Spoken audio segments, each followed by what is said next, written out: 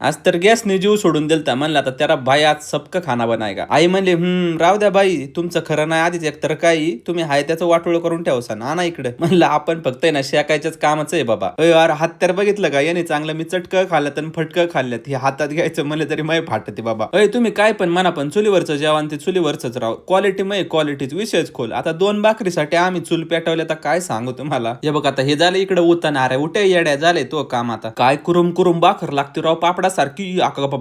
एकच नंबर झालं बाबा. डबडी पाडून ठेवली तिकडे. आई म्हणते हा तू का नाही बोलत कुठं तरी इकडे मोकार मला काम वाढून ठेवते. खाऊ दे सुखाने जरा. लय तरासे राव मला जे ते येते जे माया बॉम्ब फुटतोय सगळा. कारण दडापिड्याची कामच मी करीत राहतोय ना सगळी. आता टाकी आणाय तर आलोय मी. आता इथं काय घोटाळा नाही झाला मग बरं होईन बाबा द्यावा. टाकी घेतली म्हणलं चला आता मस्त मध्ये खायला जाऊ मस्त दानका देऊ ठेवून नाही का. आणि माझ्यासोबत तो आयुष्यात आरत्याला म्हणलं जरा दमाने खान एवढं नको बुतळवाने करू. घेतला हात बाजून म्हणतो अगं बाय बाय बाय मोकार बाजलं. म्हणलं तुला लयच किडा आहे नाही का. येते येते ह्यो काय करू दे चांगलं बारीच करायचं खटखुट खटखुट चाललंय. मग घरी जाताना मस्त मध्ये आपलं मुकय मध्येच साईल छेटकडून बेळ नेली. एकच नंबर बेळ आहे बरं का क्वालिटी. चलो अभि हम जाते घर को.